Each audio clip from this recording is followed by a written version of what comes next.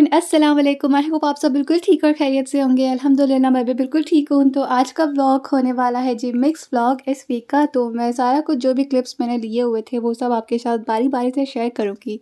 तो ख़ैर यहाँ पे जो है ना, डैड ने कुछ साल पहले टीवी ली हुई थी नई वाली, और ऑफ़र में सेल में ली हुई थी। तो फिर वो वाली टीवी ऐसी ही रखी हुई थी, और हॉल में जो टीवी था वो हम ऑन एंड ऑफ यूज़ कर ही रहे थे।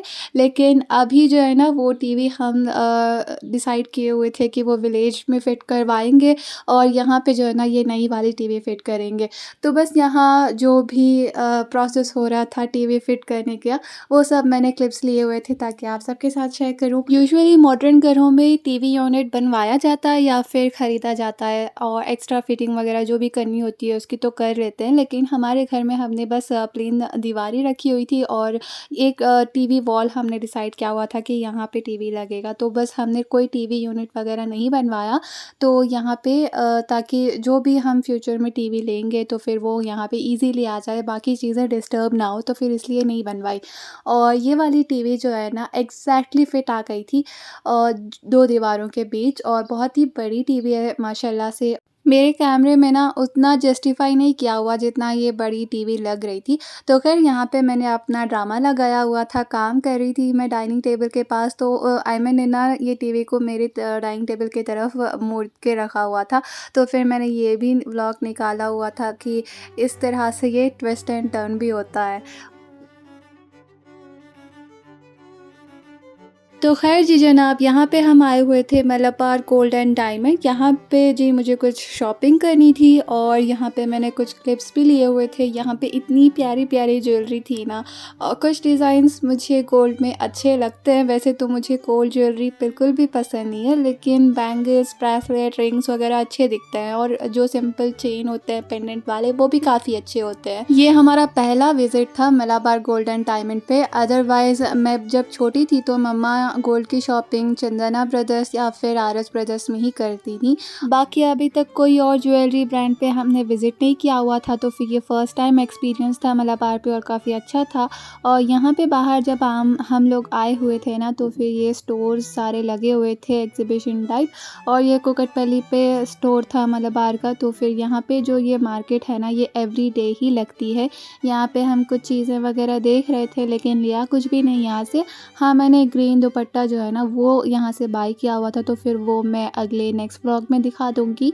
यहाँ पे सारे jewellery and dresses, hand bags, footwear सारा कुछ था, और रीज़नेबल प्राइसेस में है ना, तो सारा कुछ मुनासिब लग रहा था। तो फिर मैंने मम्मा को कहा कि फिर कभी हम आएंगे तो फिर जब शॉपिंग कर लेंगे। तो बस हम यहाँ पे विंडो शॉपिंग ही करते हुए जा रहे थे हमारी कार की तरफ, ताकि हम जल्दी से घर भी पहुँच जाएँ। एंड यहाँ पे मैंने जो भी क्लिप्स लिए हैं ना, तो फिर वही शेयर किए हुए हैं आप सबके साथ। एंड या अगर आप इसकी अनबॉक्सिंग देखना चाहते हैं ना, तो फिर इस वाले व्लॉग पे आपको 25 लाइक्स एंड 25 कमेंट्स करने होंगे, तो फिर मैं इसकी अनबॉक्सिंग करूँगी, और नेक्स्ट व्लॉग से पहले करने होंगे। ख़ैर यहाँ पे जो है ना, हमारी जो घर में बिल्ली आती है ना, तो फिर उसने आई थिंक दूसरे टाइम या फिर तीसरे टाइम बच्चे दिए हुए हैं फिर से। तो माशाल्लाह से मैं बस वही क्लिप्स लेके आप सबके साथ वो भी शेयर कर रही हूँ। एंड देन यहाँ पे जो टीवी का मटेरियल आया हुआ था ना बॉक्स के अंदर, तो फिर वो मैंने स्पॉन्ज टाइप जो था वो ले लिया हुआ था, ताकि मैं इससे कुछ DIY कर सकूँ। और मेरे दिमाग में अचानक से आइडिया आया हुआ था कि एक्चुअली तो मैं लेना चाह रही थी जी रिंग बॉक्स जो आती है वो, लेकिन अमेज़ॉन पे उसके प्राइसेस काफ़ी हाई हैं, एंड मीशो पे भी मैंने देखे हुए थे। लेकिन कि वो मीशो पे कभी कोई चीज़ अच्छी आ जाती है, तो फिर कभी कोई चीज़ अच्छी नहीं भी आ सकती ना, तो फिर उसका भी बहुत लॉन्ग प्रोसेस होता है कि आप रिटर्न प्लेस करो, फिर वो लोग आएँ लेके जाएँ। एंड सो फिर मैंने सोचा कि इससे ना मैं DIY करूँगी। वैसे भी तो मेरे पास बॉक्सेस पड़े ही हुए हैं, तो फिर वही यहाँ पे DIY आप सबके साथ शेयर कर रही हूँ। जो बॉक्सेस मैंने देखे हुए थे अमेज़न पे, उसके प्राइसेस आई थिंक 800 टू 900 कुछ थे, और वो वेलवेट के बॉक्सेस थे।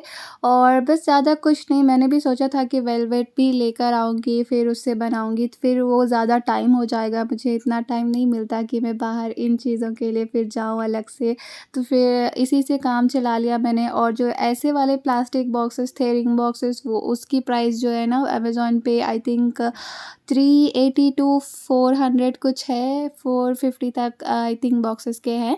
लेकिन मैंने जो बॉक्स बनाया हुआ था, आपको इस वाले बॉक्स का साइज़ पता ही होगा, ये फेरेरो रोचर चॉकलेट बॉक्स का, तो फिर काफ़ी बड़ा बॉक्स बन गया और मेरे पैसे भी सेव हो गए एंड काफ़ी अफोर्डेबल भी था मेरे लिए घर पे ये करना। एंड बस उसकी लुकिंग जो है ना, ऊपर के जो नाम था फेरेरो रोचर का, वो नहीं रिमूव हो रहा था। अगर वो हो जाता तो फिर इसकी लुक काफ़ी अच्छी आती। एंड या आप सब सोच रहे होंगे कि मुझे क्या ज़रूरत है रिंग बॉक्स बाय करके उसके अंदर रिंग्स रखने की, तो फिर मैं आपको इसका भी जवाब दे देती हूँ। और मुझे जो है ना रिंग्स पहनने का काफ़ी शौक़ है और मैं ईज़ी टू अवेलेबल एरिया पे ही रखती हूँ, सामने वाले शेल्फ़ पे। और मुझे जो रिंग्स सामने नज़र आती हैं फिर वही मैं बार-बार वियर करती हूँ। तो फिर इसीलिए जो भी बाकी रिंग्स होती हैं ना, फिर वो ऐसे ही पड़ी-पड़ी रह जाती हैं। फिर मैंने सोचा कि अगर इस तरह से खुला-खुला रखा जाए ना शो पीस की तरह, तो फिर हर रिंग पे नज़र भी पड़ेगी और जो चीज़ अच्छी लगेगी फिर वो मैं पहना भी करूँगी। आई थिंक जो चीज़ें आपने खरीदी हुई हैं ना, फिर उसको इस्तेमाल भी करना चाहिए। फिर ऐसे ही रखे हुए हो तो फिर क्या फ़ायदा खरीदने का।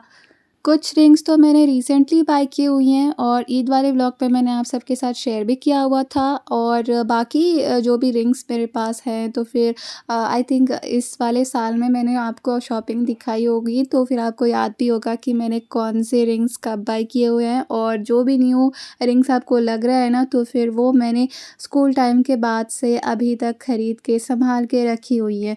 तो फिर आप ये ना समझें कि मैंने सारी एक ही बार खरीद के जमा करके रखी हुई हैं। काफ़ी टाइम पहले भी बाय की हुई थी कुछ रिंग्स और कुछ तो पड़ी-पड़ी काली भी हो गई हैं। मैं उनको वॉश भी करती हूँ ताकि उसकी शाइन वापस आ जाए। और जिस रिंग का स्टोन भी निकल जाता है ना, तो फिर मैं उसको कवर अप भी करती हूँ कोई ग्लिटर नेल पॉलिश से। मुझे रिंग्स फेंकने का बिल्कुल भी दिल नहीं करता, मुझे इतनी प्यारी लगती हैं रिंग्स। और ख़ैर जब मैंने सारी रिंग्स इसमें रख दी हुई थी ना, तो फिर कुछ रिंग्स मैंने निकाली हुई थी डिक्लटर करने के लिए, ताकि मैं उसको डिस्कार्ड कर दूँ। और वो वाले रिंग्स बिल्कुल भी मेरे काम नहीं आनी थी और कुछ मेरे साइज़ में छोटी भी हो गई थी। आई थिंक स्कूल वाले टाइम के मैंने अभी फेंक दिए हुए हैं, क्योंकि वो बहुत पुरानी भी हो चुकी थी और काफ़ी छोटी भी हो चुकी थी और स्टोन्स भी निकल गए हुए थे जिनके कवर भी नहीं किया जा सकता, तो फिर वो मैंने फेंक दी हुई थी। एंड या here is the final look. आप सब कमेंट्स में लाज़मी बताइएगा कि ये वाला डीआईवाई मेरा कैसा है। एंड जो मैंने आपसे डिमांड की हुई है ना, तो फिर वो भी पूरा कर दें अगर आपको देखना हो तो, वरना कोई बात नहीं, मैं माइंड भी नहीं करूँगी वैसे। और यहाँ पे जी क्लोज़ करने के बाद इसकी लुक कुछ इस तरह आ रही थी, तो फिर आप सब इसको रेट ज़रूर कीजिएगा और मुझे बताइएगा कि मैं उसका जो फेरेरो रोचर का नेम है वो कैसे निकालूँ। एंड यहाँ पे जो है ना, फिर मैंने ये डाइनिंग टेबल की जगह भी चेंज की हुई है एंड लुक भी चेंज की हुई है। ऊपर वाला कवर मैंने निकाल के रख दिया हुआ था साइड पे, क्योंकि वो होल्स पड़ गए हुए थे उस पे और काफ़ी पुराना भी हो गया था। एंड ये मैंने फ्लावर्स ऊपर से निकाले हुए थे, इसके लिए वास मुझे मिला नहीं घर पे, तो फिर मैंने खुद ही घर पे बना दिया हुआ था इसका वास। और ये भी मैंने डीआईवाई किया हुआ था, तो फिर मैंने सोचा कि इसको भी व्लॉग में ऐड कर देती हूँ। और आप सब कमेंट्स में लाज़मी बताइएगा कि ये वाला डाइनिंग टेबल का लुक मैंने कैसा क्रिएट किया हुआ है। एंड या अगर आपको व्लॉग में कुछ भी अच्छा लगा हो ना, तो फिर इसको लाइक करना मत भूलना और शेयर करना मत भूलना। एंड यहाँ पे हम लोग बैठे हुए थे मेरे रूम में, मेरा भाई और ये किटन और मेरे मम्मा बैठे हुए थे।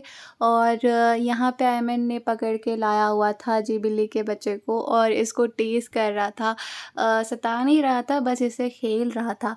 जो मैंने रिंग्स निकाले हुए थे ना फेंकने को, तो फिर वो इसको मैंने साइड में रखे हुए थे, इसको पिना रहा था और देख रहा, तो फिर मैंने क्लिप्स भी ले लिए हुए थे। एंड ये वाली किटन ना काफ़ी डरी हुई लग रही थी और ये हमारी बातें सुन तो रही थी। वैसे तो कहते हैं कि जानवरों को सब समझ में आता है, लेकिन आई थिंक इसका फेस देख कर तो मुझे लग रहा था कि इसे कुछ समझ नहीं आ रहा। बस ये कंफ्यूज हो रही थी कि हम इसके साथ क्या करने वाले हैं, क्या कर रहे हैं और पता नहीं क्या ये करेंगे मेरे साथ। सो बस ये कंफ्यूज किटन की क्लिप्स ले रही थी ताकि ब्लॉग में थोड़ा कुछ और भी ऐड करूँ। एंड या that's it for today. I hope आपको आज का ब्लॉग अच्छा लगा होगा। अगर अच्छा लगा हो तो इसको लाइक शेयर एंड सब्सक्राइब लाजमी कीजिएगा अगर अभी तक नहीं किया हुआ हो तो, एंड कमेंट लाजमी कीजिएगा। एंड मैं मिलती हूँ आपसे अपने नेक्स्ट ब्लॉग में। तब तक के लिए अपना बहुत ज़्यादा ख्याल रखिए। अस्सलाम वालेकुम, अल्लाह हाफिज़।